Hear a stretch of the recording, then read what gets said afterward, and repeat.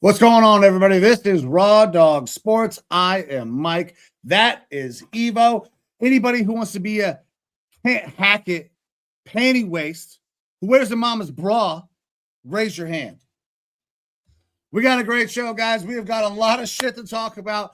We are not going to do our typical Tuesday recaps, though. We'll talk about the games that mattered, the games that made a difference in the entire slate. But beyond that, we're going to talk about Black Monday, all the firings, all the things that are going on around the league, and kind of get prepped as we go into the playoffs. But without further ado, let me bring in my guy, Evo. Brother, how you doing? Oh, man, I'm good. I'm happy to be here. It is a wild time of year. The NFL never stops, even when your team is out of the playoffs. Just crazy things are happening right now. Like you said, Black Monday just happened. It is rolling into Tuesday, one of the more wild coaching carousel cycles of the NFL that we've had in a bit. It's going to be fun to speculate, fun to go over. I'm exhausted, long day of work, but happy to be here. Happy to get to speculate recklessly about some things that are going to be happening with teams and the futures of franchises and whatnot. So happy to be here. Happy to be here with you and be going over all this stuff. And looking forward to a fun, hopefully fun playoffs. Listen, I know I'm going to get reckless. Oh, Jesus Christ, that wasn't a word at all. I'm going to get reckless with my speculations because my coach was fired. And there are a couple of coaches that are available that have piqued my interest. Couple of dudes that, maybe not offensive-minded guys, but you know what? I don't really give a shit. Harbaugh would be amazing. Flores would be amazing. Now, we also have Jim Schwartz in house. There's a lot of people to talk about, a lot of things to break down. But we should show the people how we finished out the season. Because what we do on the show, for the most part, is, we talk about gambling. We make our picks. We go through, we recap where we got it right, where we got it wrong. This last week, I got a lot of red. This is why I'm wearing red. Evo had a lot of green, which is why he's wearing green. We actually did not fucking plan that. It just so happened to be. But that's the way it worked out.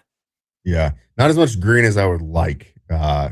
Unfortunately, Tyler Loop couldn't get that last field goal, send the Ravens to the playoffs, or get me to an exact 60% or just above.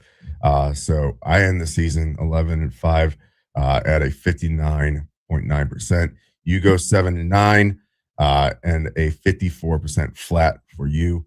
Overall solid years. We're both in the green there. We both have overall positive selections. Got real close to the goals. Didn't meet them, but pretty damn close. Yeah, listen. You got to set goals that you feel like are goals. They have to be tough. Otherwise, they're not fucking goals. I wanted 55%. I got 54. It's not great, especially considering that we added in the over-unders. I got bold really bad on this last week with my over-unders. I was like, I'm going to play a few of these because it's been so good for me all season. Let's end that on a high note. Well, you got 1 out of 3. Yeah. So. Well, ooh. So that gives me 2 on the season over-under picks that I hit. So I got a little wild. I got a little reckless. And when you do that, when you gamble, you're going to maybe fall short of sometimes. But 54% is not bad.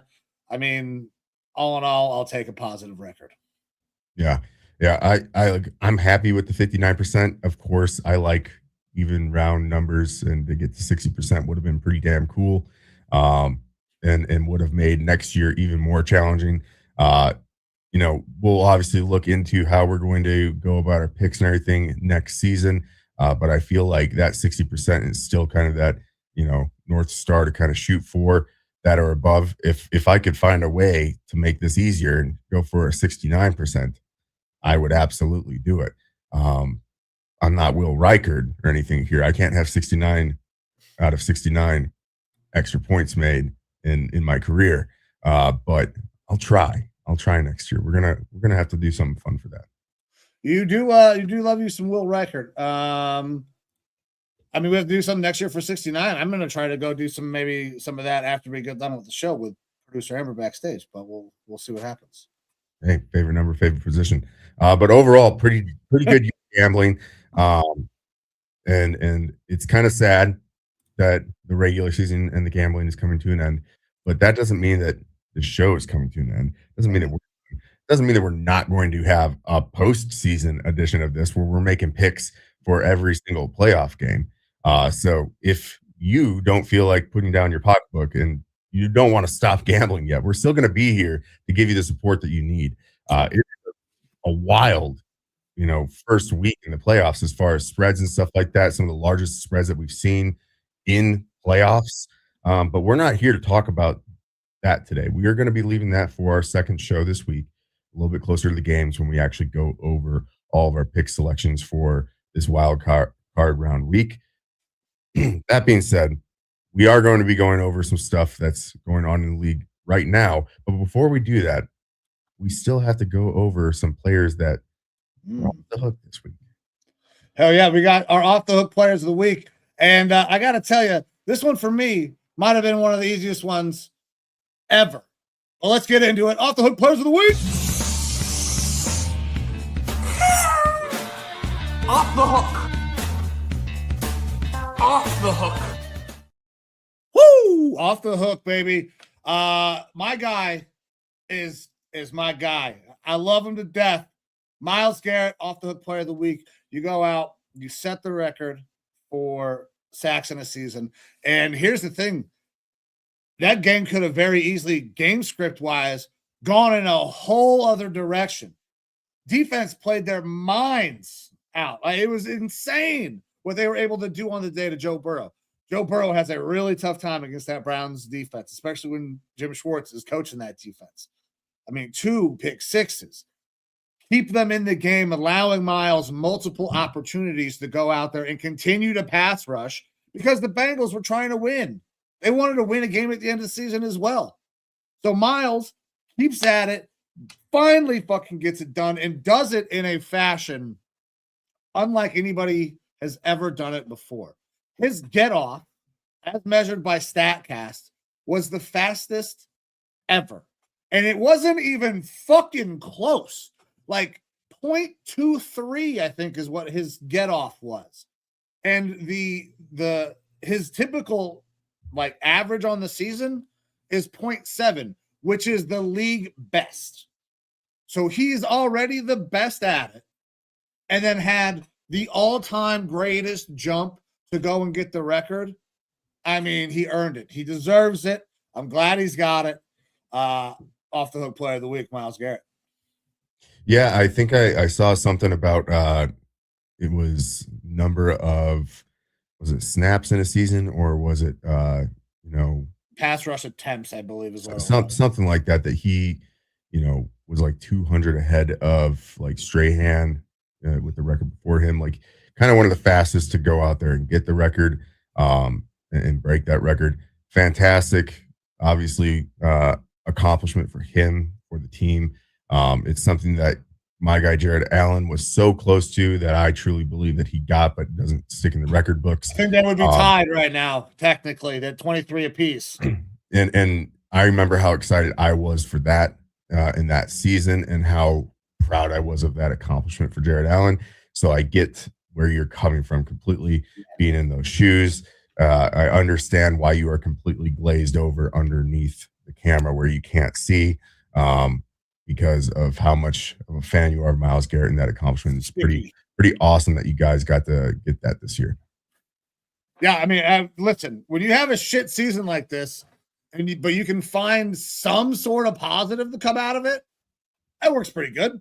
You're gonna go home with something at least. And I'm Hunt the glad good Myles stuff. got that record. Hunt the good stuff. Yeah, that MRT, baby. MRT. Yep. Well, for me, not nearly as fun as breaking the NFL all-time sack record, but a player who did play very well and probably solidified himself a roster spot going forward was none other than Colts legendary quarterback Riley Leonard, Notre Dame fame. Now this is a guy that we talked a lot of shit about previously. Couldn't throw it, apparently, we said, right? Yeah, Riley Leonard considered a running quarterback. He went out 21 of 34, 270 yards, 2 touchdowns, and an interception. But what's impressive is that he took this Colts team against one of the best, if not the best defense in the league right now in the Houston Texans, and was able to put up 30 points. He was actually able to lead this team in a game that did have some meaning for the Texans.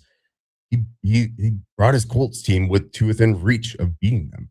He actually showed, okay, if you're going to shut down the run game from me, which he did run for 21 yards and a touchdown, but if you're going to stop me running the ball around, and if you're going to stop Jonathan Taylor from running the ball around, who only had 26 yards rushing on the day, right, I'm going to use my arm. I'm going to prove the haters wrong, and was able to go out there and kind of sling the ball around. He actually did a very, very good job for a guy who is a rookie backup quarterback who wasn't even necessarily the primary backup for some of the year, with Anthony Richardson floating around. And he was able to get the job done. I don't think that he's the starter there long term or next year for this Colts team, but the Colts probably can go into next season, assuming that Daniel Jones is back, and know, okay, well, we have a guy that we can continue to develop here in Riley Leonard that showed that he's more than just a pair of legs.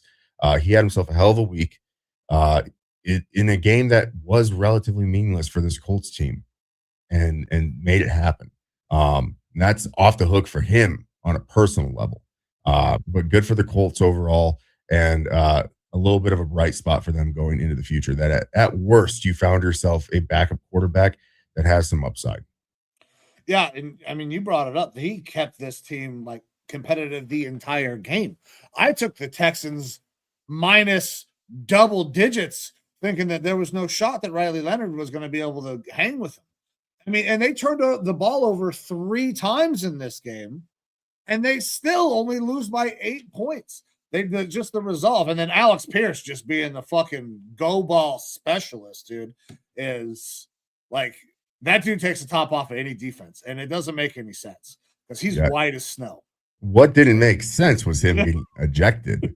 That 100%. We can talk about that right now. Yeah, that was bullshit. That was an official, overstepping their bounds. There was plenty of that this week. The officials definitely were off the hook in games that mattered. So they were being watched by more eyes than normal. And it was pretty blatantly obvious, especially in that first game, that Carolina-Tampa Bay game. Atrocious officiating. Dude. That might have been the worst officiating job all year in any game. It was rough for sure. But Alex Pierce, apparently contacted a ref too much, and that ref's ego couldn't handle the fact that a professional athlete was standing next to him. So not even a penalty. Let's just fucking throw him out of the game. It was pretty terrible. Yeah, that was an atrocious call. And here's the thing. It's anytime you make intentional contact with the officials is what is supposed to cause this penalty, right? Mm-hmm. And I don't want to take away from what happened with Myles Garrett, but did you see motherfucking Shelby Harris? Oh yeah, give the referee a high five. Like we've seen Jackson Dart give a referee a high five. They're fine with it as long as you're being cool with them. But as soon as you say, man, what the hell, and you accidentally brush them, yeah, Hanky's coming out because they're fragile little people. Arms outstretched, standing next to the ref.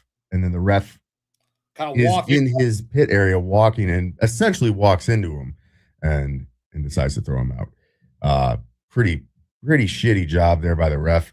There's several officials, I think, from this last weekend that probably did not earn themselves a spot as a playoff officiating crew based off of how they performed. And that one that threw Riley Leonard out, probably on that list. Now, we got to call a spade a spade. You brought up the turnovers. Riley Leonard did have an interception, and he did have 2 fumbles that he lost.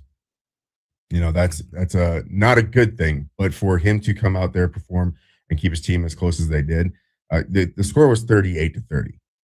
That's a lot of points for the team to score on the Texans.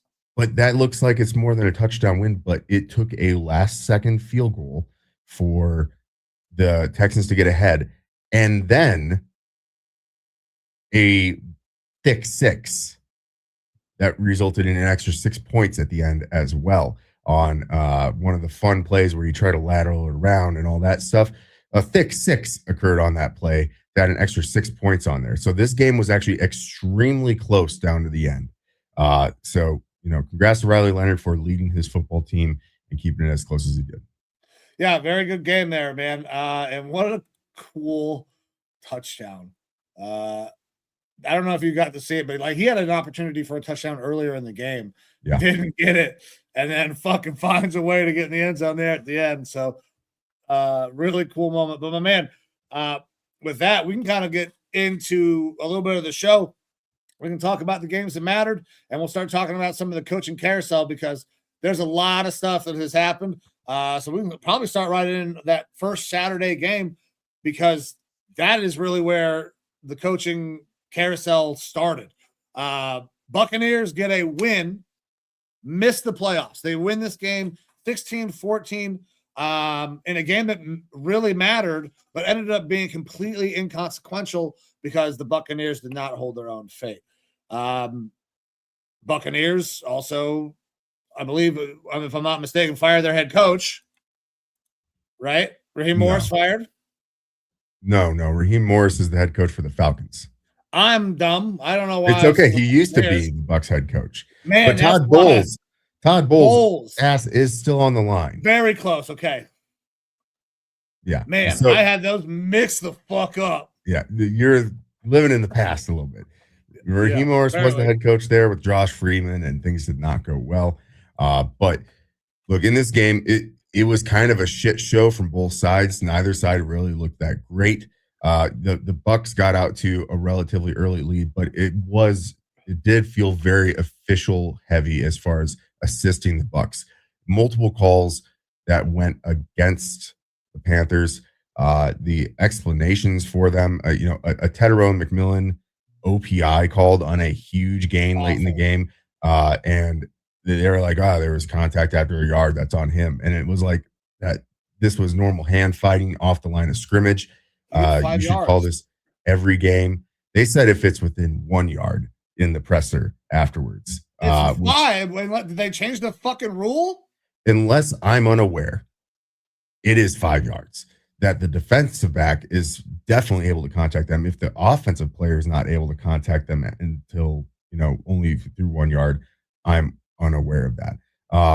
But also that doesn't seem fair at fucking all because, if you're able to contact, you're able to contact. If that was the case, you'd have defensive backs contacting in that first 5 yards. And then if there's any resulting contact by the offensive player, it's a flag every fucking time. Yeah. So doesn't make any sense. Real bad call. You also had a backwards pass, which somehow they ruled on the field that it didn't go out of bounds.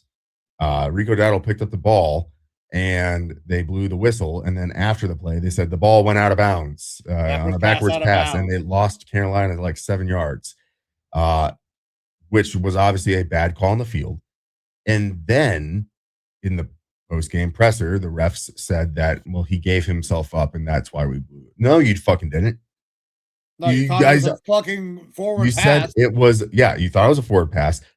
And then afterwards, you were like, oh shit, no, it wasn't. So we are going to dock them yards and we're going to say it went out of bounds when it never got close to going out of bounds because it was being held by a player. And then the ref said, if it hadn't, or, if he hadn't have given himself up, the correct ruling would have been to redo the play.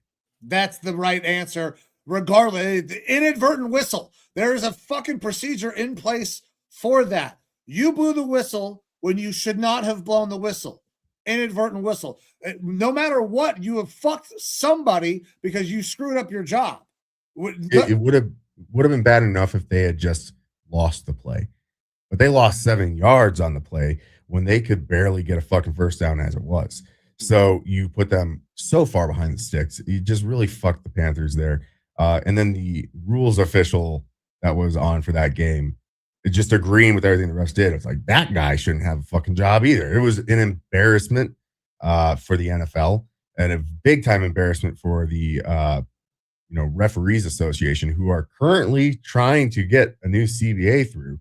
And these are the exact reasons why we want full-time officials, why we want repercussions, why we want guys to get fired when they fuck up like this, because you're affecting the game. And for it to be in a game where it's like you win, you're in for the Panthers, or if you win as the Bucks, you have a chance. Like you said, it didn't matter in the end. The Panthers still end up going. Yeah, but that's irrelevant to the fact that they should be doing their fucking jobs the right way. 100%, absolutely. So Bucks get the win there. They extend their life just a little bit and made everyone in Tampa a fan of the New Orleans Saints, which is just even dirtier because it's division, rivals and stuff like that you have to root for. But it was interesting to see all of that go down between Saints and Falcons and the Panthers and Bucks fans rooting for rivals in their own division. Listen, I've seen it done a lot in our division in the AFC North as of recently. Fucking Ravens were rooting for us to beat the Steelers. Once again, didn't fucking matter because they couldn't take care of business. We'll talk about that game after a little bit. But, Panthers kind of got fucked. So I feel like maybe the right team did get in because they probably should have beat the Bucks in this game.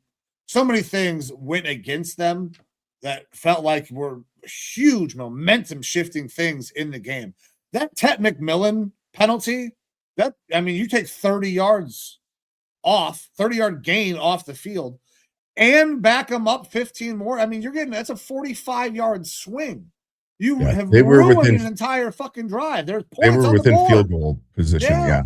So, and that would have been just that field goal alone would have been the decider in the game as the score ended. It was pretty rough to watch there. Going through some of these other games, we had the Seahawks 49ers with the Seahawks winning. This game locking up that 1 seed in the NFC. Then you get to the Falcons and Saints. Falcons do end up winning this game 19-17, and it wasn't enough for Raheem Morris in this one to keep his job. He did get fired, along with terrible Terry Fontenot, the GM, also out there in Atlanta. An interesting response kind of league-wide from this, from different media sources. A lot of them were feeling like Raheem got dealt a raw stick there because Terry Fontenot really has fucked this team up quite a bit. We've detailed that earlier in the season, where I kind of went on a Terry Fontenot rant about how he's fucked up the drafts, he's fucked up contracts, whether the Kirk Cousins, Michael Penix, look at the quarterback defensive players. I think Raheem Morris is a good coach. I do think that they needed to probably replace offensive coordinator there, but this team was kind of doomed, and it's twice now that Raheem Morris has been in spots where he's had personnel issues. And it'll be interesting to see if and when he ever gets another shot at being a head coach, because I don't think he's a terrible head coach. He's just been in some really raw situations. Either way, Falcons completely upheaving their front office, upheaving their coaching staff there, and they're out there in the market as of Monday. Yeah, they fired coach on, I believe, Sunday night. Like, it was immediate. The Falcons are a team that needs a reset. Like you brought it up. Like, Fontenot was terrible. The draft has really been, I think, what has kind of fucked this team. We talked about their need for pass rushers. They finally go out and they get a couple guys, but it's still, when you have so many failed attempts, and then you have a coach that can't get his team over the hump due to whatever reason, partially lack of talent, partially I think that the injuries played a pretty decent sized role in what happened to the Falcons this year.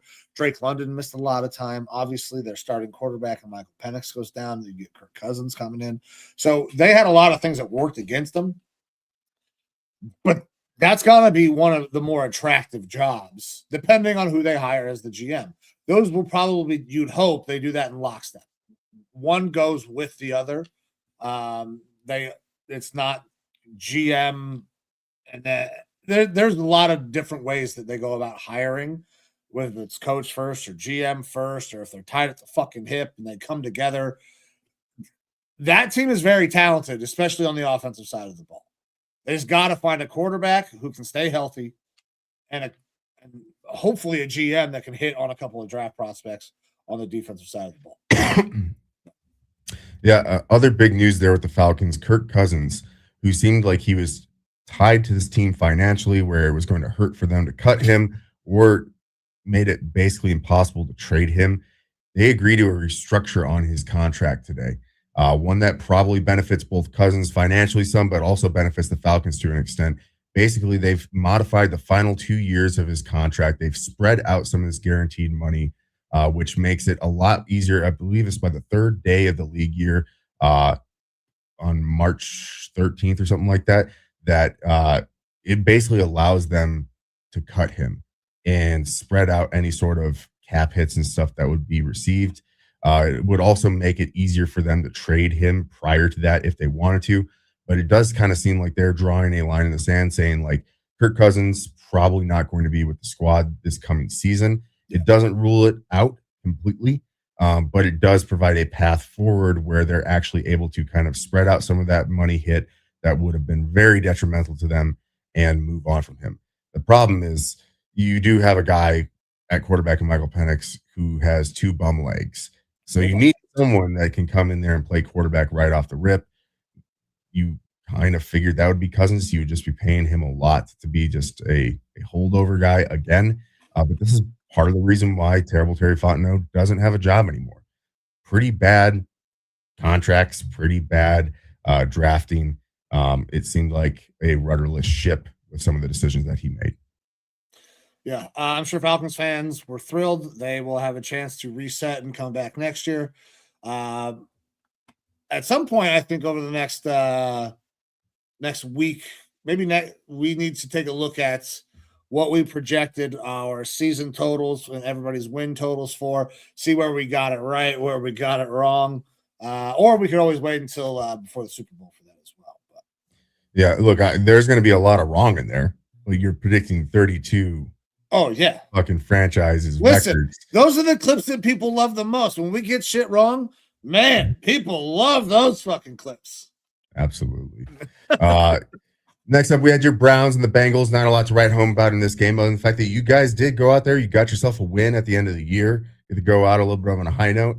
And Stefanski is to leave Cleveland on a high note with a win because he no longer is the head coach there. Andrew Berry stays in-house and is going to continue working for the Cleveland Browns, helping the Browns try to find a new head coaching candidate. But Stefanski leaves. There has actually been some rumors about, hey, maybe he could possibly be traded. That's no longer an option. He's no longer with the squad. And you do, again, have Myles Garrett there hitting that record, the sack record. Yeah, so there's a couple different storylines coming out of this thing. If the Browns lose both of their last games, we end up with the number 1 overall pick. I don't care. I'm not going to even entertain that because that's the sunk cost fallacy. After we win game 1, it doesn't matter what happens in game 2. So I don't care that we won this other game. We were locked in at pick 7. So it doesn't matter. We are where we are. I think the wins were good for the team. I mean, obviously, you want your team to be successful. You want your rookie quarterback to be successful. Shedeur had a fucking terrible day. That was probably one of the worst games he's played. The defense really came through and saved the day. Schmitty came through clutch at the end, making the game winner after missing a game winner at the first game of the season. But Kevin, I mean, I wish him the best. Sometimes things don't work. It worked for a while. But there's obviously some sort of conflict, I think, going on inside the building. And Andrew Berry seems to have won out that conflict. Joe Flacco was traded without without Stefanski's knowledge. They can say that didn't happen. They're fucking lying. So obviously, they were not in lockstep. Jimmy Haslam can say whatever he wants, but they were not in lockstep, definitely at the end. There's a reason that one is fired and the other is not, because the record is the record. And the offensive construction of this team was complete dog shit, and that was done by Andrew Berry. It's really hard to coach a offensive side of the ball when it's really badly constructed. So I think Kevin needed to go. I think it's also entirely possible that Andrew needs to be removed from his position as well. I would love to see him maybe hire the next head coach and his successor to GM, and he moves into some other goddamn role involving the cap. It'll probably never happen. But listen, it was cool to get another win. It was great seeing Myles get the record. But I don't give a shit about, if we'd have just lost those last 2 games, we'd have got the first pick. Who gives a fuck? Sunk cost fallacy. Can't go back. Shut up. Yeah, on Stefanski, obviously I have a lot of history with him as well. He spent most of his coaching career with my Vikings before going to the Browns. I think he's a good coach. He doesn't excite me a ton, but obviously he's done really good things. To get, coach of the year twice should absolutely mean something. But you could tell that there was dysfunction, and that's pretty much, from the head coach up, there was dysfunction. But whether it be between Stefanski and Berry, between the Haslams and Stefanski, who knows? But there was dysfunction. And Stefanski did end up kind of, it seems like, losing the locker room at times throughout the years. And part of that is because he was put in such a bad spot. He's the interface with the players. The ownership and the GM, they don't interface with the players like the head coach does. And when the head coach doesn't have any sort of control or say like he should on things, and then he has to go back to the players and try to toe the company line, unless he goes out there and just kind of throws everyone under the bus, Brian you're going to style. start to lose the locker room. And that's, at times there was that loss of locker room, and he was working with a bad situation. So Stefanski is obviously going to have a job here very soon. It absolutely could be another head coaching spot the way this cycle is going. Best of luck to him. And for your Browns, the biggest fear for me is the fact that Andrew Berry and Jimmy Haslam are still there. And that could absolutely start to scare away some of these more top tier head coaches. Because unless they go in there and basically say, yeah, you might be the GM, but I get control of player personnel decisions because you guys have fucked it up. I don't think that Haslam or Berry are going to agree to some of that. No, even if it is. What coach, Harbaugh, if Harbaugh came in and asked for fucking player personnel, they should give it to him. Obviously. But the thing is, Harbaugh hasn't had that in the past. While I think that he's the one coach right now in this cycle that can go into a spot and it's not the owner interviewing him, it's Harbaugh interviewing the owner, and rightfully so.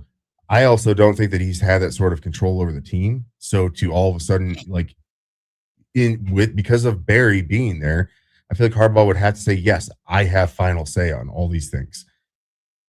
Point blank simple. Even though I don't have experience with it, if you want me to come in here, I have to have that. But I don't think that the organization would cede that sort of power over to him or any other coach for that matter. So it'll be interesting. That's my fear for your Browns there, is the fact that Berry is there and he's stepped on his crank a whole lot. He's had one really, really good draft. And beyond that, especially when the NFL Stock Exchange guys, they went through your franchise and looked at all the previous Berry drafts, there's been some good picks here and there. A lot of them aren't with the team anymore, where a lot of them had, injuries and things like that and haven't worked out. There hasn't been spectacular free agent classes. There's been some really big fumbles with like Deshaun Watson being obviously the big point there. And so I truly feel like he's one of the main issues. Like obviously he's wonder with the contracts and stuff like that, and that's great, but that doesn't mean that all the other things should be overlooked. Let him take DePodesta's role, whatever the fuck that was. Like that would make a lot of sense to me. Let's get a goddamn football guy in here and let him work with Harbaugh or Flores. Probably Harbaugh. I hope, because I hope Harbaugh would retain Schwartz. I think Flores, that would be tough for Schwartz to be retained. Because we might even fucking end up making Schwartz our head coach. Who knows? Ooh, Stefanski headed to New York for an interview today with the Giants. Listen, he's got Jackson Dart there. That's going to be a hot commodity. There's young quarterbacks all over on these teams. So Kevin can kind of decide which young quarterback do I really want to coach, because I think he is going to be one of those premier candidates. It's going to be Harbaugh and then probably Stefanski. I would put Flores up there, but with the ongoing legal issues, you really can't. Yeah, it's absolutely possible. With that, we'll jump over to the next game, which is my game, Vikings versus the Packers. The Vikings do end up getting a win. It was a defensive onslaught. A sad but happy day to see Harrison Smith probably play his last game. CJ Ham probably play his last game. Ham was able to get himself a touchdown there at the end. Emotional for those guys at the end of the game.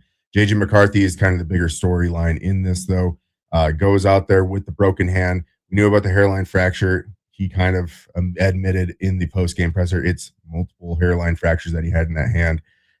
Said that he went into the game without taking pain relievers, pain meds other than ibuprofen, because he didn't want to numb the pain and lose feeling in that hand and not be able to grip the ball as well. Said it was an 8.5 out of 10 when he was going into the game. Goes in there, plays relatively well. We see a little bit of the errant throws, which maybe you can attribute some to the hand. But he also had some really, really fantastic throws. Goes 14 of 23 for 182 yards. He gets Justin Jefferson his 1,000-yard season. Yeah. And then JJ ends up taking himself out of the game in the second half. And that's what I want to talk about on my soapbox for a moment. I got to talk on Purple Daily, one of the biggest Vikings sports podcasts out there after the game. And one of my biggest gripes was the back and forth about McCarthy on X and Facebook. A lot of people calling him soft and things like that for taking himself out. A lot of people getting angry at him for not finishing the game, things like that. The kid has been scrutinized this entire year for the injuries, rightfully so. If you are in the tub, you can't make the club. I get that. But he was scrutinized for staying in games with injuries for too long. He played in week 2 versus the Falcons, the game that I was at, with a high ankle sprain. He should have recognized, hey, I am not helping my team. Let Carson Wentz go in and play. That was what the critics said. Then you have him with the messed up hand versus the Giants, fumbles the ball. You have him playing most of a game with a concussion versus the Packers earlier in the year. He doesn't take himself out. Like, he has these injuries and he tries to fight through and play through them. And when he's showing some growth, and probably, which was the plan before the game, hey, if your hand starts to get too bad, recognize it, take yourself out. And he does that. And then all of a sudden people want to go at him for being soft. I bet you if something was on the line, he would have kept playing. I bet you he would have, in the beginning of the year, continued playing. The kid's tough. I've got no doubt about that. The biggest things with McCarthy is his inconsistency right now with his mechanics, and the fact that he can't stop getting injured. And maybe it's fluke stuff this year, maybe it's not. Who knows? But I think there's a lot of stuff that we can criticize JJ McCarthy about. I don't think his toughness is one of them. I don't think him taking himself out in a meaningless game that they were already kind of dominating should be a black mark on him. If anything, it's a positive, a sign of maturity and growth of him moving in the right direction. If there is a knock on him, as much as I fucking love the play early in the game, takes the ball, takes off running, fucking stiff arms down a defensive lineman, and then shoulder checks a linebacker when he probably should have gotten out of bounds. Those are some of the reasons why you might have some of those injuries, is because he likes to play like that. And then he gets the fucking personal foul for jaw jacking at the guy. I like the moxie. not the place for it, but I was cheering for him in the moment. I thought it was badass. But obviously it's a problem. He recognizes, said he'll never will happen again. There's a fair criticism of him. Don't do that stuff, right? Don't criticize him for not being tough, because I think that's part of the problem, is that he thinks he's tougher than his body can hold up to sometimes. And that's something that over time you'll learn, you'll get better with. But I'm happy that we were able to end the season with a winning record. The 8.5 line for my Vikings, which I put a decent little bit of money on, that worked out for me there at the end. We locked ourselves up the last possible slot in the draft for the non-playoff teams. So we're sitting right where there's not a whole lot of talent, because this draft is weird. There's a shelf for sure. So it'll be fun draft talks to go in there. I don't really have a whole lot else about this game, though, along with a bunch of the other games here that we're about to go through. Yeah, man. I was shocked because you told me that JJ took himself out, because I wasn't watching. I was watching the Browns game. And I was like, what the fuck? Because that, to me, that is surprising, considering, I mean, all the stuff that we know about JJ McCarthy, everything that we fucking researched, every game you've ever seen, he's that dude. He's the fucking moxie guy. He's shoulder checking linebackers when he should be getting the fuck out of bounds.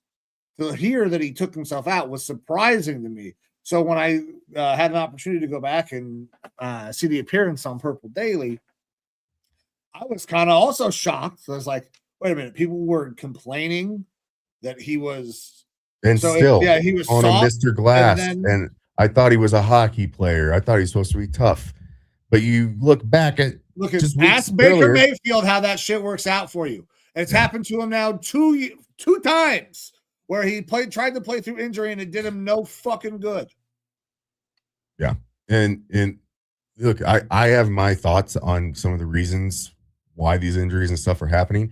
The guy barely was making it back to OTAs and wasn't fully cleared for stuff because of the knee injury from the previous year, kind of a fluky MCL injury. So maybe he didn't have the same training regimen this offseason. Maybe his body is not, like, if I were to go not being at the gym for a long time, and then I go and try to lift what I previously used to deadlift, I'm probably pulling my back. So you go back my guts are going to come out of my belly, and you aren't in football shape completely. Like, maybe you're more prone to injuries. He's also 22 years old, still putting weight and stuff on his frame. He might get more durable as his body develops more. Who knows? But I do obviously want to see him stay safe. I don't. If this happens again next year with the injuries, then yeah, we're probably going to start to have to look elsewhere for a long-term future quarterback. Because, like I said, can't make the club in the tub, no matter how good you are. Yeah. All right, man. Let's move on to the next one because it's going to be quick. Cowboys lose to the Giants. Jackson Dart's going to get a new coach. It might be Kevin Stefanski. I don't have shit else to say about this game because both of these teams are kind of stuck in purgatory until one finds a head coach and then something happens on the defensive side of the ball for the other. Yep. Yeah, we have a couple of these games that, at the end of the day, seasons are over, don't really have a whole lot of implications. We have the Titans and Jaguars. Jaguars absolutely steamroll the Titans. Cam Ward goes out in this game. Titans also looking for a new head coach. We already kind of talked a little bit about the Colts and Texans. Texans do end up getting the win. Colts, there was talks about whether or not Steichen would stay there. GM and head coach both staying there for the Colts. Carly Gordon is sticking with those guys going forward. Next up, New York Jets, Buffalo Bills. Bills get the win, so much so that Mitch Trubisky goes out there, throws for 259 yards and 4 fucking touchdowns. Big day for Mitch Trubisky. Good guy, Mitch Trubisky, who made sure to go to the coaching staff and front office prior to the game and say, give me a list of all the incentives that the guys on my team have and what they need to get those incentives, to intentionally go out there and try to make sure that he could get the guys around him some money. Good guy, Mitch Trubisky. Menor, Ohio native, just down the road. Absolutely. We got the Lions and Bears. Lions do get a win, taking them to 9 wins as well in the season. NFC North, no teams with a losing record in the NFC North, and get a win over the Bears. Ben Johnson still has not beaten his former team. MCDC, dude. I told you they were gonna try to fucking play hard just because, like, play a little bit of spoiler, like go out there and try to stick it to Ben Johnson one more time. I really kind of thought that like they don't lay down that Lions team. Not with MCDC. Every game means something to them because they're getting to play football. Going out there biting kneecaps, some sort of rah speech because he's probably got him fired up for every goddamn game, regardless of how important they are. Yeah. Lions, though, do fire their offensive coordinator today. So they will be looking for a new OC there. They took the play calling from him and Dan Campbell just said, I'll hold on to this shit, bro. Like, I got this. And Dan's never called plays in his fucking life. Yeah. So Johnny Morton out there. Yeah. Next up, Chargers, Broncos. Broncos do get the win here. Somewhat meaningless game. Obviously, the Broncos, fighting for playoff positioning. Chargers also already in. But we had Trey Lance go out there and look, like I said last week, clip it. When Trey Lance has the game of his life, clip it. And he had one hell of a game. He was the leading rusher for the Chargers in this one. One for the record books. Trey Lance, 9 rushes, 69 yards. Nice. Yeah. Like I said, put it in the record books, baby. He also went 20 of 44, a 3.1 yard average, 136 yards in the day, and 1 beautiful interception. This is the Bo Nixiest. Bo Nix award goes to Trey Lance in this game. But rest assured, it isn't going to be Trey Lance in the playoffs for the Chargers, so they'll have a little bit of a better shot. Chiefs and Raiders. Raiders get a win. 14-12 versus the Chiefs on they were allowed to get a win because they're like, oh man, we can get the number 1 pick no matter what. We should maybe win this fucking game. Yeah, and it came on a Carlson field goal at the end, his longest of the year, 60 yards, longest of his career, I believe, to put the Raiders up ahead of the Chiefs.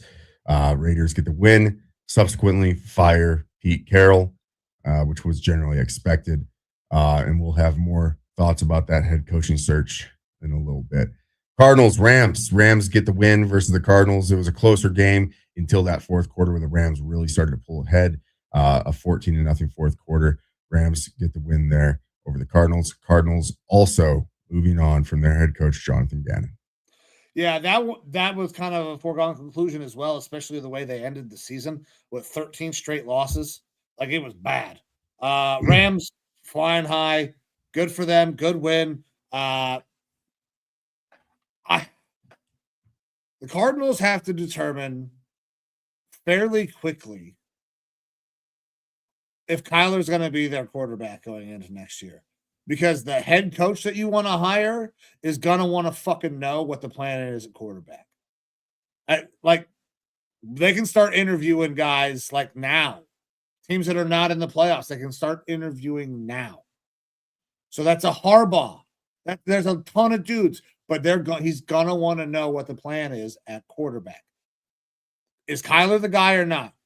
Got to make that decision fucking immediately, pretty much. And again, we'll kind of go into these head coaching spots a little bit later, but I personally was a little bit more surprised by this Cardinals firing of Jonathan Gannon. Really? Simply because I do think that they could use a new head coach there.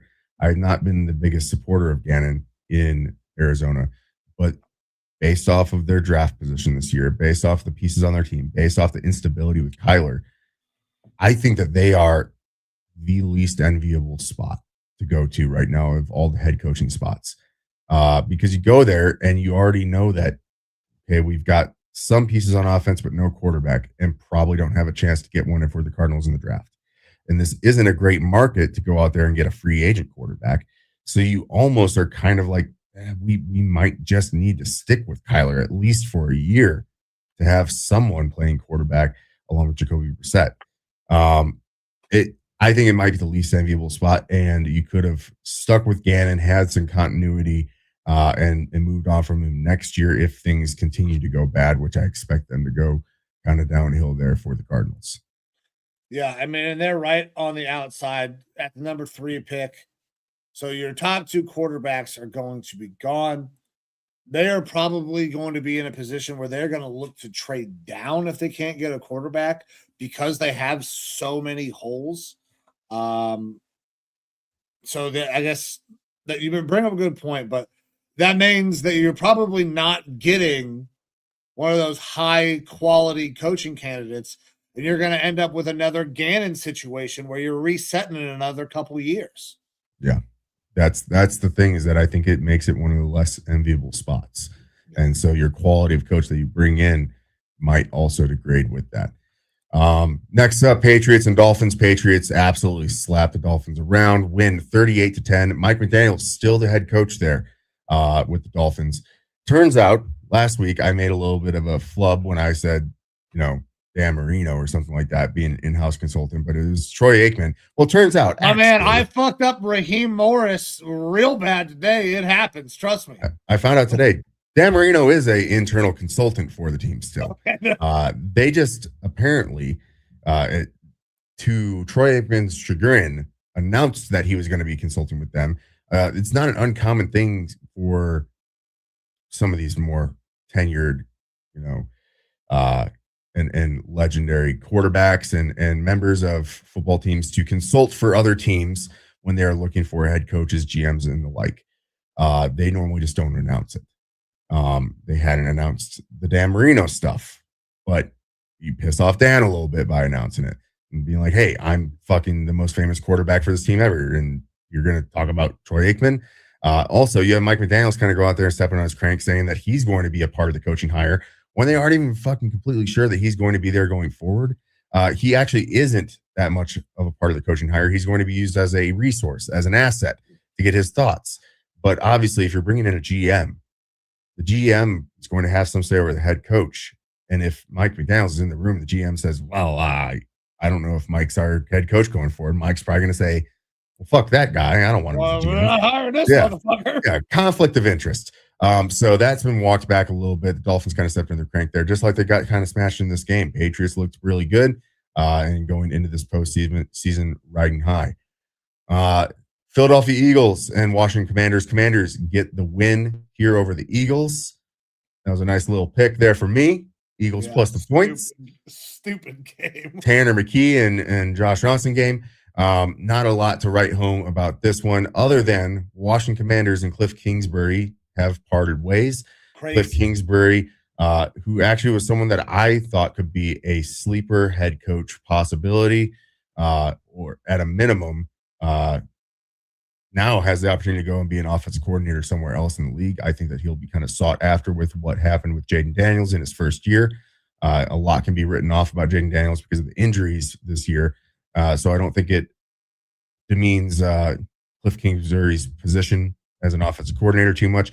So he'll probably be looking to get one of those OC jobs pretty quick in this cycle. Yeah, you would imagine that he would. Listen, I don't know that we don't have the personnel to do his kind of offense here, but I love what he does. It's exciting watching his offenses, but our offensive line and our receivers are not good enough. So I don't think it would be good for him to come to Cleveland for either fucking side. But he will be highly sought after. I mean, like you said, what he did with Jaden Daniels, it's going to go a long fucking ways. But thanks to our last one, man. The game mattered a shitload. Winner of this thing goes to the playoffs. Ravens had this thing won, it seemed like. Steelers, great second half. And then Tyler Loop in a position to send his team to the playoffs, win the game. And it just fucking yoinks it, man. There were so many. I wanted the Ravens to win, but when they lost, I was like, okay, yeah, cool, fuck them. But then the Steelers were excited, and I was like, oh, that sucks too. There was nothing that was super exciting for me about this. I wish they both would have lost. It wouldn't have mattered, but I just, Tyler Loop, tough break, man. Following the greatest kicker of all time, gotta be tough. Gotta be tough, especially when you get into that situation where, I mean, the whole season's on your back. Yeah. I feel bad for Tyler Loop. I mean, he's had a good year. He's a And rookie picker. anybody that was fucking saying those awful things on the internet, you are a piece of shit. Yeah. You deserve to have all the bad things that you said to Tyler Loop to happen to you. I mean, it is a fucking game. I get it. It means a lot. It's very important to people. We love this game. It is not worth berating somebody with the things that were said to him. Calling for their death and things like that. Yeah. It's out of line. Yeah, out of line. Always has been, always will be. And the reality is that, if the Ravens had played better, they could have won without that kick. If their defense had stepped up more in the second half, they could have won without that kick. So Ravens drop this one, Steelers win, move on into the playoffs, and the Ravens end up firing John Harbaugh, which kind of throws this franchise. Harbaugh was their third ever head coach. Now they're going to be looking for a guy to take over this franchise who has, again, we thought that the roster going into the year was one of the best in the league. We expected them to be atop the AFC. So there are obviously some pieces there, but this year showed that there's some holes. But there was already some cracks forming between the organization, potentially with Lamar Jackson. Mm-hmm. Depending on who they bring in there, is Lamar going to want to stay? Is he possibly? I have the perfect candidate. If we wanted to, man, we can start talking about candidates where we think they could go, because we were just talking about who I think the perfect candidate would be. Now that they moved on, Cliff Kingsbury would probably have a lot of fun constructing an offense around Lamar Jackson. They would probably do some fucking wild shit. I mean, he's had mobile guys in the past than Kyler Murray. There is nobody who is more mobile than Lamar Jackson. He is incredibly special. He made Kyler look incredibly special as an athlete and a quarterback for a while. Like Cliff, and I hate saying this because it would make them incredibly difficult to defend. That's a great candidate for the Ravens, in my opinion. The Ravens are an interesting spot because it feels like they have a type of coach. They had Brian Billick prior to Harbaugh, right. And they want guys that are going to be able to be there for a long time and not necessarily bring a divisiveness, if you will. Whereas Cliff's time in Arizona, he was seen as kind of the hot shot guy and this and that. I don't know that Cliff, if he gets a head coaching spot, necessarily is the type of guy that you see as a 10-year or more head coach. My thoughts here with this Ravens team still involve bringing in a special offensive coordinator, but a defensive coach as their head coach. I think Jesse Minter fits the mold there pretty damn well.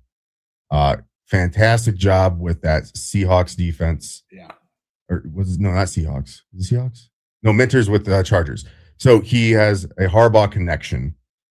Okay. The team could be like, okay, we'll move on to a Harbaugh disciple. Bring in Jesse Minter from the Chargers, who's done good things down there. And then an offensive coordinator, you bring in a guy who's recently been a head coach, who's worked with mobile quarterbacks in Brian Daboll.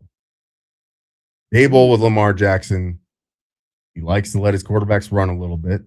He likes to dial things up. He did it with Josh Allen in Buffalo, did it with Jackson Dart to detriment in New York. And I think that he could bring that same sort of an option there to the Ravens. So that would be where I would start to look, is Minter at head coach and a Daboll for offensive coordinator for the Ravens. So, I mean, obviously Harbaugh connection there, being Chargers. It does kind of make a little bit of sense. I mean, you are right. They do kind of have that mold, the guy that you could bring in and he stays around for forever. There are a couple of those guys that are out there. I think they come out across as retreads. I think that we're going to probably see another retread that I can't stand get hired again as a head coach, potentially, when we talk about that Raiders organization. But I don't know who the Ravens are going to hire. I hope it's somebody who sucks, though. Well, let's talk about the Raiders. Who do you think the retread is that would be there for the Raiders? Josh McDaniels. Tom Brady's guy. Tom Brady's favorite fucking guy. His favorite coach of all time. I don't think Josh McDaniels. New, young starting quarterback and Fernando Mendoza, who is just all about football, fucking taking care of his body. And it is the perfect combination of three assholes that would probably work pretty well, assuming that Josh McDaniels can figure out how to be a head coach and not just an OC. But I can't see any way in hell that happens. You don't think so? I think no. Look, Brady McDaniels connection is perfectly fine. I don't think McDaniels ever gets another head coaching opportunity. He's fucked around too much with his time as head coach. Anybody that would do it, it's Tom. Yeah, but I think that Tom has a different apple of his eye. Also, I don't think McDaniels is going to leave Rabes and what they're doing up there right now. Well, I think he knows he's got a good thing going. He stepped on his crank quite a bit when he's moved into head coaching spots. And so I think that he kind of sits pat there. For me, the perfect hire for this Raiders team is the one that Tom couldn't stop talking about last week. That's Brian Flores. Yeah. Unfortunately. This Raiders defense is atrocious. You bring Flores in, and within 2 years, it'll be a top 10 defense. You have Max Crosby already there. If they want to keep Max Crosby and try to temper the waters a little bit, you bring in a guy like Flores who is going to get the most out of him. You have an offense that has its running back in Ginty and not a ton else, but they're going to have some high draft picks in order to do that, including the number 1 overall pick this year, where they can go out and get the quarterback of their choice, which as of right now, Friday is going to be big with quarterbacks. Fernando Mendoza going up directly versus Dante Moore. Dante Moore apparently is now leaning towards coming out a little bit more. And I think a lot of it depends on how this game goes on Friday. That being said, if Dante Moore is available, I think Dante Moore is the guy for that Raiders team. And Dable was also floated as a possible OC possibility there. I think Cliff Kingsbury fits that as well with the Dante Moore. Bring in Dante Moore, Cliff Kingsbury, Brian Flores as the head coach. I think that is your perfect combo out there with the Vegas Raiders. Nobody's allowed to hire Flores unless it's us. I don't want him to leave my team. I want him to stay as DC. Yeah. I want this legal stuff that's going on with the league to stop them from doing that. But what organization is going to say, fuck you to the NFL, more than a Davis, more than the Raiders, more than Tom fucking Brady, who hates the NFL? We're going to deflate the fuck out of these balls, and we're bringing Flores in, who's got an active case against you. Okay. It's exactly. All right, you can sell me on this. Tom Brady couldn't stop talking about Brian Flores on the broadcasts last week. Tom Brady is going to be directly involved, as per Al Davis, in the coaching hire. Him and Spytech are double-heading it.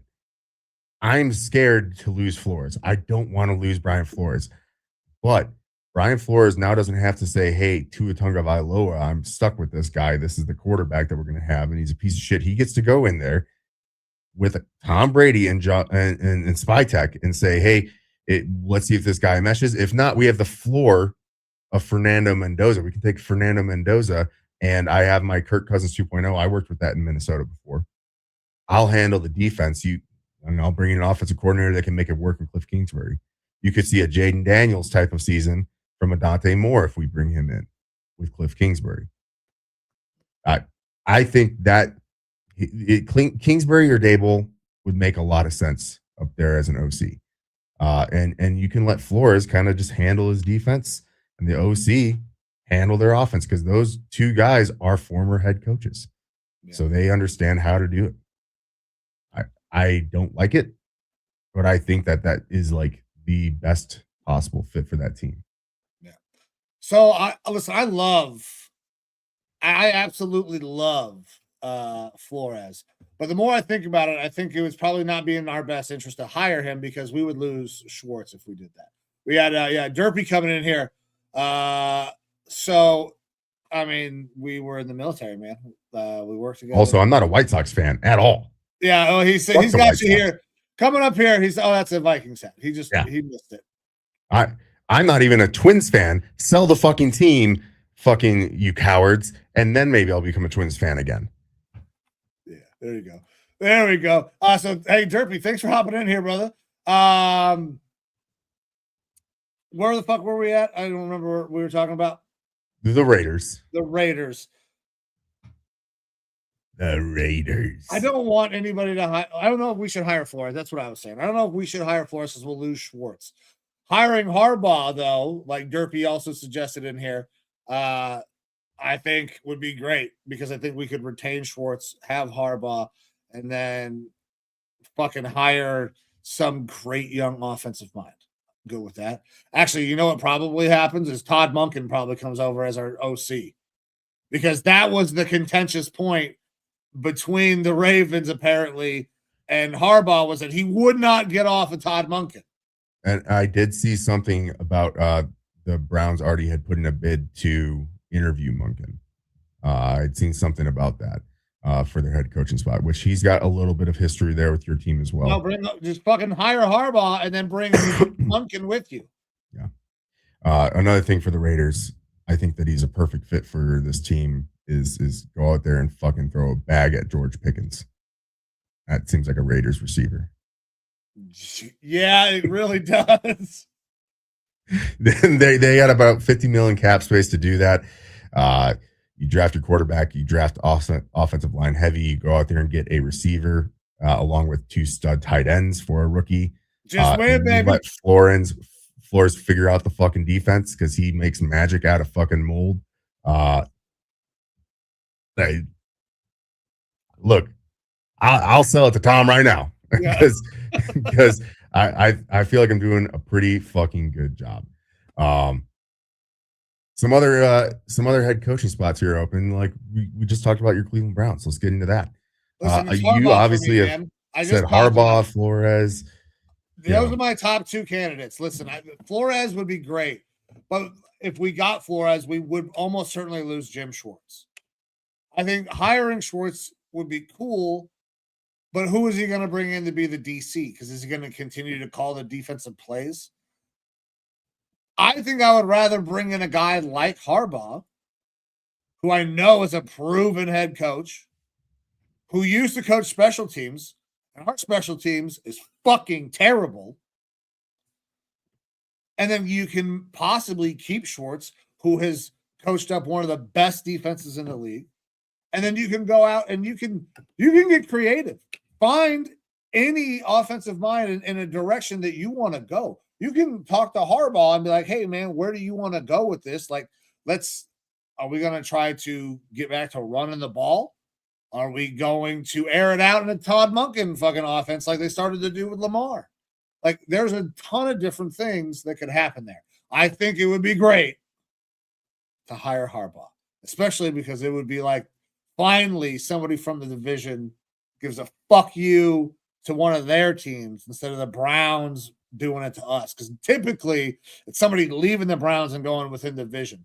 Very rarely does it happen the other way around.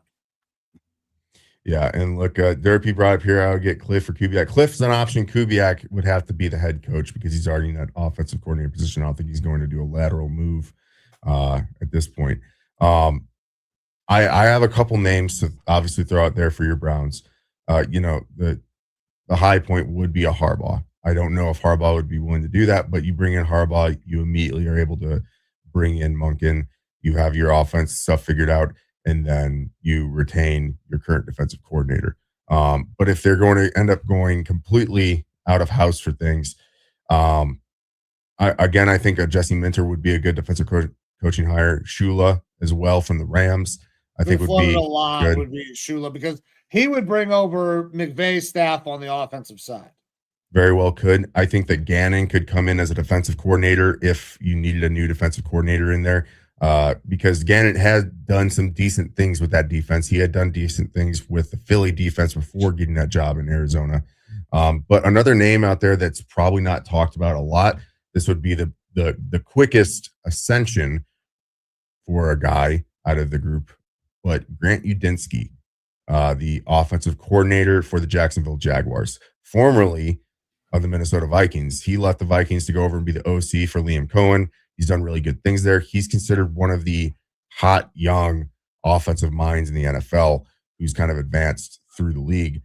Obviously, Jacksonville's having a really good year there. And so that would be hoping on you're hitting on the young offensive mind to kind of fix that offense. And then you would stick with like a Schwartz or something like that as your DC there to kind of maintain what you have on defense.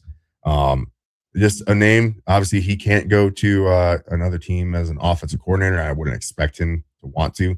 But I think that within a year, if we continue seeing the Jaguars do what they're doing, Udinski's one of the guys to watch for as a future head coach. Okay, that's not a name that I had on my radar at all. So I know you like your good-looking fellows, and he's not terrible. I mean, I don't mind a good-looking gentleman. I prefer good-looking women, but I mean, whatever. Yeah, a hole's a hole. Some of the other teams out here, well, Atlanta Falcons. That way, so we're fine. Hopefully, G can't hear us.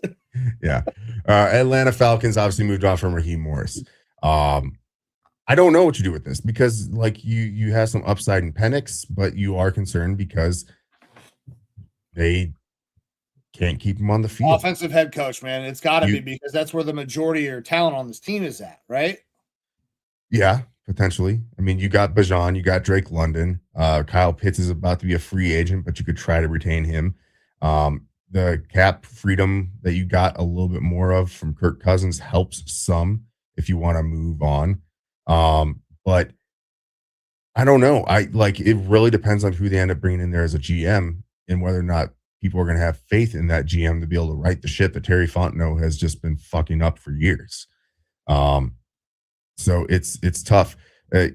Kubiak, if you want an offensive guy, he's obviously done really good things with the run game up in Seattle, despite fucking up Kenneth Walker's time there, it feels like. But like the tandem between Charbonnet and Kenneth Walker in Seattle has been fantastic.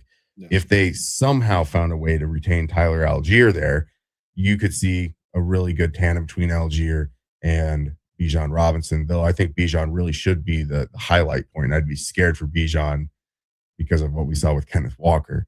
But that could absolutely be a fit down there. Yeah, it's got to be an offensive guy. I don't know. Mike McCarthy. Mike McCarthy is always an option. Listen, there's no guarantee. There's no guarantee that Stefanski signs up in New York, even though it's probably the better option.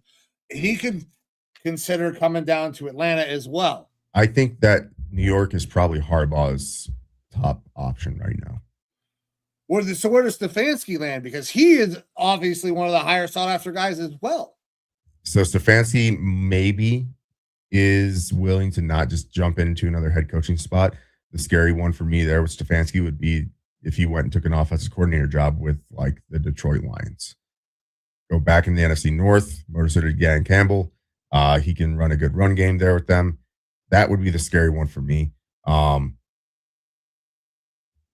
Mike McCarthy with the Falcons makes some sense because it is as much as I love making fun of old Moonface Mike, he does have very good regular season records. He has produced playoff teams pretty consistently with a relatively boring fucking scheme.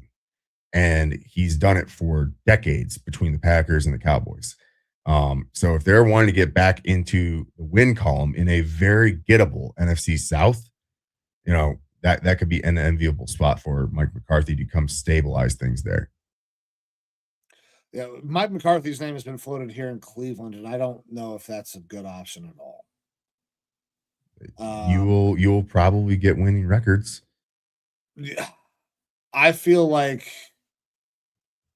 we wouldn't.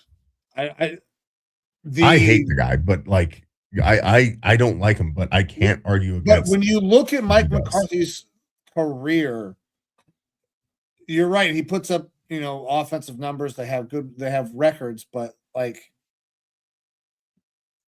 they lack substance, right? You can't go anywhere it feels like with Mike McCarthy's system long term. He kind of always had really superior talent on the offensive side of the ball. So it always looked good. Like when you look at the Cowboys offense, it was Dak and fucking CD, and they were really good on offense. Stacked offense. When you look at them up in Green Bay, it was Aaron Rodgers, and it was fucking, there was a ton of offensive talent. Has Mike McCarthy taken a team that lacks offensive talent and made them better? Can he do that with the Browns offense? Because the only thing that we've ever really seen is that Mike McCarthy has a really good offense because he has really good fucking offensive pieces. I mean, it's a fair point. Can they develop? Could he develop guys there? Because that's what you guys need to do on your offense. You need to hit on a draft of developing offensive guys. I don't trust Barry unless he has another gangbusters draft like he did last year. But, I mean, listen, we completely bashed fucking God, who the hell was the Philly GM?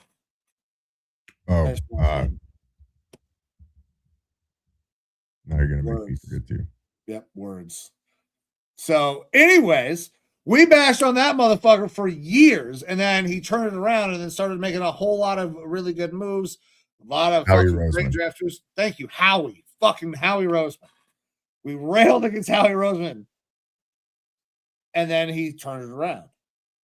Andrew Barry spent some time in that Eagles organization as well. Maybe Andrew is hitting his Howie Roseman arc, and we're going to fucking turn this thing around, and we're going to start to see some really good drafts. I feel like Howie turned it around a lot quicker. Yeah, it was like a year and a half or 2 years, I feel like. And then it was done. But listen, I don't know what's going to happen with the fucking Browns. Who knows? It's Haslam, and we have heard guests on this show tell us that the Browns will never be good with Haslam as the owner because Haslam wants a guy that he can push around and will toe the company line. And then you look at the way Kevin Stefanski's tenure ended here in Cleveland. He kind of had to toe the company line and ended up getting fucking canned for it. Like, it's entirely possible that we're not going to hire any good candidate here in Cleveland because Jimmy's going to want somebody he can have his thumb on so he can play coach and GM all at the same time while owning the team. That's my fear is that because of what you just said, that they want someone that they can kind of control, that your coaching candidates that go up there might end up being some of these first-time head coaches, but ones that aren't necessarily coming from the strongest of organizations or strongest organizational backgrounds. Stefanski left the Vikings when he was with Mike Zimmer, and things were very fractured at that point in time. The Vikings front office and organization wasn't what they were today under KOC.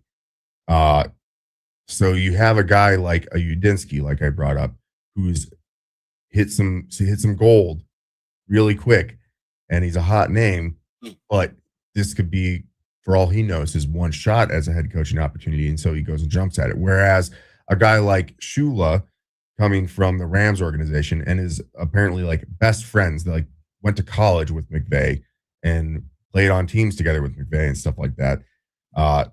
McVay might be like, hey, man, don't fucking go to an organization that's going to push you around. You're a good coach. You will get your shot. Wait for the right opportunity type of thing. Minter, same thing could happen with Harbaugh being like, don't leave unless it's for the right spot and don't get pushed around.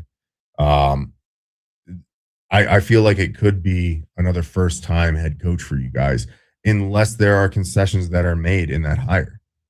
Which there should be. There should be, and I don't think that there will be because I don't have faith in Barry or Haslam to do that. Yeah, listen, we had a guy who works directly in like journalism, media, on this show that said it's fucking Haslam's fault. And honestly, depending on the way this goes, we're gonna have to start really believing that narrative. Now, I understand that Jimmy spends money. Jimmy will pay out contracts. Jimmy's building a new fucking stadium.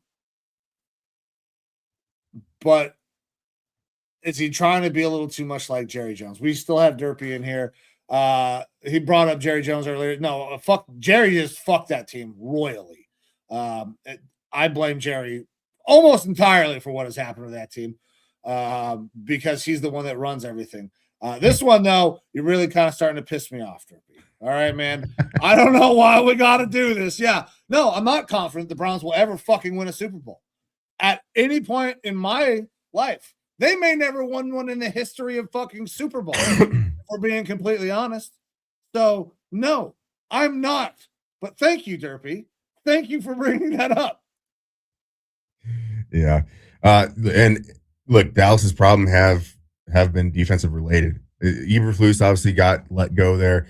The offense has a lot of great pieces on it. Schottenheimer has done good things with that offense. They haven't had the semblance of a good defense since Dan Quinn left.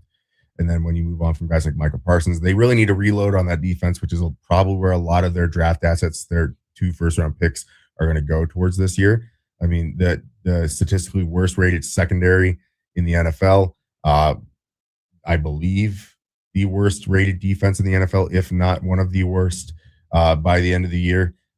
So it's tough to bring back a DC when that's happened. And I think that Jerry wanted to go headhunting after a guy like Flores, but Flores is either going to stick with the Vikings as the DC or he's going to take a head coaching job, in my opinion. So I don't think that's going to happen. So it'll be interesting to see what they do there to kind of pivot and go after someone defensively. Joe Witt Jr. from the Commanders also got released. I believe that he's got some history that he could possibly go down there to Dallas and try to turn things around a little bit. That's from that Dan Quinn staff, right? Yeah. Yeah, I mean, that would be a logical fit. I mean, so yeah, someone a little bit more familiar. New York Giants. Like I said, I think Harbaugh probably makes the most sense there for them. McCarthy could also make some sense. This is a team that's got obviously a lot of issues roster-wise, but you do have your quarterback. You do have a good running back. You've got an elite wide receiver, and that makes a coach's titties tingle. So Kevin, I think they're going to hire Kevin. Honestly, like that's the first guy they wanted to interview, I think. Yeah. That's why he's already going up there. It's entirely possible that he's the first guy hired. Now, granted, I think Harbaugh is probably the biggest name, but Harbaugh gets, fired today. And I think that kind of sent shockwaves. Nobody was expecting Harbaugh to be on the available list. I think everybody knew the writing was on the wall for Kevin. But, I mean, I think there were maybe a couple of floaters, one random, maybe this could happen, but I don't think anybody seriously thought that Harbaugh was going to be available. Yeah, it was definitely a surprise. Kind of talked about this prior to the show started, but coaches have a shelf life, no matter how good you are. Right. There's no doubt that Harbaugh is a fantastic coach, probably a Hall of Fame coach. But at certain times, it is worth it to freshen things up. That you've reached that point in Pittsburgh with Tomlin, where the life there is not long in the tooth. And if they had lost this game, I think this would have been the year, and Harbaugh would have retained his job. That last game of the regular season, I think, really decided one of those two head coaches wasn't going to have a job. The only difference is that they would have just mutually parted ways with Tomlin, as they do, because they don't fire head coaches up there. Yeah. And then Tomlin would have been one of the most sought after hires, right? So Harbaugh leaving, I think that he will be very picky choosy with his spot. It is no longer about a team selecting a head coach. It's about Harbaugh selecting the team that he wants to go to, and the list of available franchises here is relatively short, in my opinion, that he would be willing to go to. I just random pipe dream thought, just because it's not even a dream that I want to see, but in any realm, could we see the Harbaughs coaching together? Just a break from a head coaching spot for a year to just take a fucking breath. Maybe he'll go coach special teams and go or be a consultant, and him and his brother coach for a year out in LA. I think it would be more likely that he takes a break from football for a year then goes with his entirely. brother. Yeah. Not that it would be an interesting situation and it would just be a 1-year rental type thing because but they've never had they ever even had the opportunity to coach together. I'm not sure. I don't know. So I don't know if that's something that they've ever thought about. I just kind of popped in my head, so I said it out loud on the internet. Yeah. Stefanski and to me, Harbaugh make the most sense up there with the Giants. They're apparently putting a lot of feelers. They've been, without a head coach for one of the longest times here in the NFL, so they've probably been doing their due diligence. I do think that it was probably a failure for them to keep Joe Schoen as the GM, but he's there. That could be one of the barriers or issues going forward with that head coaching search. Tennessee Titans. Yeah. That's another spot that maybe Mike McCarthy goes to. That's also another spot I think that Kevin Stefanski could go to. The thing is that team sucks balls. Yeah. But you have a quarterback. And that's the one thing that Kevin apparently has never had. They have shot and missed. Well, but they also have one in Tennessee. Maybe. Cam showed growth throughout the season. He did. Is it enough? Will it continue to translate? You never know. I think that you could have a Stefanski look at that and say, I just came from an organization that has had weird droughts of a lack of talent at times, and we made the most out of it. And do I want to start that all over again with this Titans team where they're starting kind of from the ground floor? You have a quarterback that you are tied to now. You have to use this guy. And that takes a little bit of the pressure off. You don't have to worry about going in and drafting multiple quarterbacks through different rounds of the draft. But also, there's just not a lot of building blocks on that team. So you are looking at potentially getting fired again within the next year or two because they're going to be looking for some sort of a jump relatively quick, I would think. I mean, not very many places get the Aaron Glenn treatment where they're going to say, hey, we know we're going to be bad this year. Still come coach with us, and you don't have to worry about your job. I don't know if the Titans are one of those spots. So it would be a scary thing to possibly go there. Titans, I think, are the second worst landing spot for a head coach, right there behind the Cardinals that I had brought up earlier. I like the fact that the Browns are not way down there on that list. So that makes me very happy. Look, you guys have an established, really good fucking defense. You have possible options at quarterback, and you've got some draft capital to work with this year. A couple first-round picks makes things a little bit easier for sure. And like I said, I think that you can at least get by with Shedeur. I think that, we could see a lot of growth from him. You get an offensive line and a couple weapons, you've got a decent team there. Yeah. Listen, I agree. That's what I'm hoping for. By the way, Cardinal Tate declared for the draft. So welcome to Cleveland, big dog.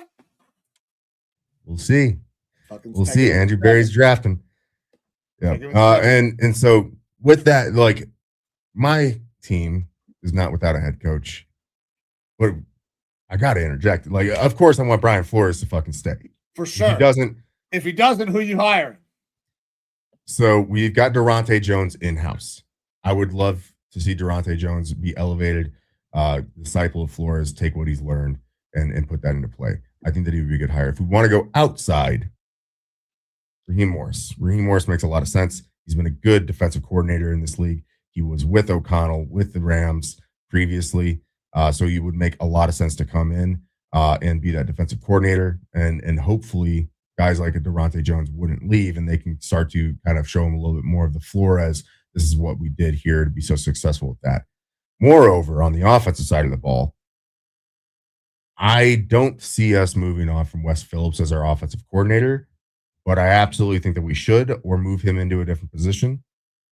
Same with our Josh McCown. I don't think Josh McCown is great there. I would love for us to go out there and hire Brian Callahan and bring his dad in for the offensive line as well. Fuck you. Callahan did great things with Joe Burrow, which is why he ended up getting the job as a head coach for the Titans. Put Callahan in as an offensive coordinator, allow him to take the play calling duties away from Kevin O'Connell, and let Kevin O'Connell be kind of the scheme mastermind and just the head coach, because I think Kevin O'Connell might be just a better head coach than an offensive coordinator.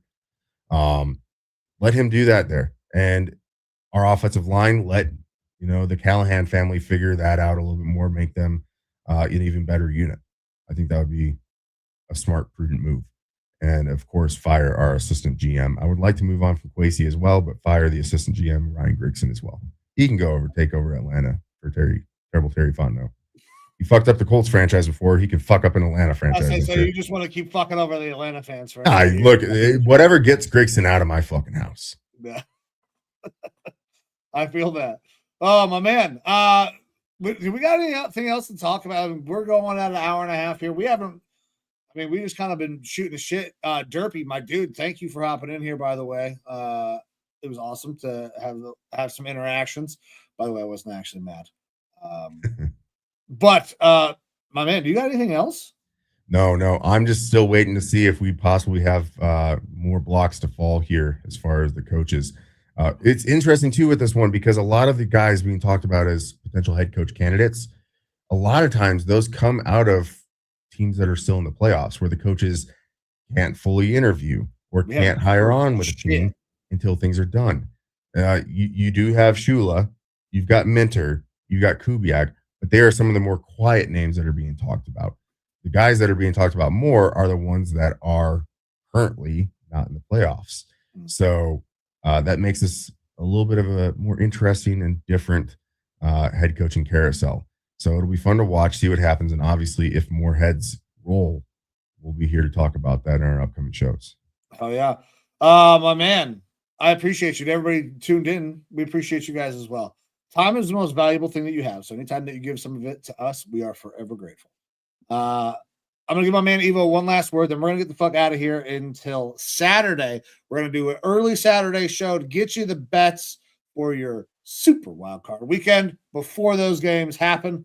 And then stay tuned because a lot of exciting things could be potentially happening here very soon. At the end of this month. So, guys, thank you very much. Evo, one last word, brother. Thank you, everybody, for sticking with us through the season. Thank you for everybody who's been watching the show tonight, commenting, interacting with us. Give us your thoughts on these head coaches, where you think that they should go, what coordinators you would like to see go with those teams. Throw them out in the comments. Give us some ideas because there's still stuff out there that I'm sure that we haven't thought about. Thank you for interacting with us, and we look forward to getting even deeper into this stuff as the offseason rolls along. Hell yeah. My man, I appreciate you. Guys, we appreciate all of you. But with that, we are going to get the fuck out of here until Saturday. I am Mike. That is Evo. This is Raw Dawg Sports. See ya.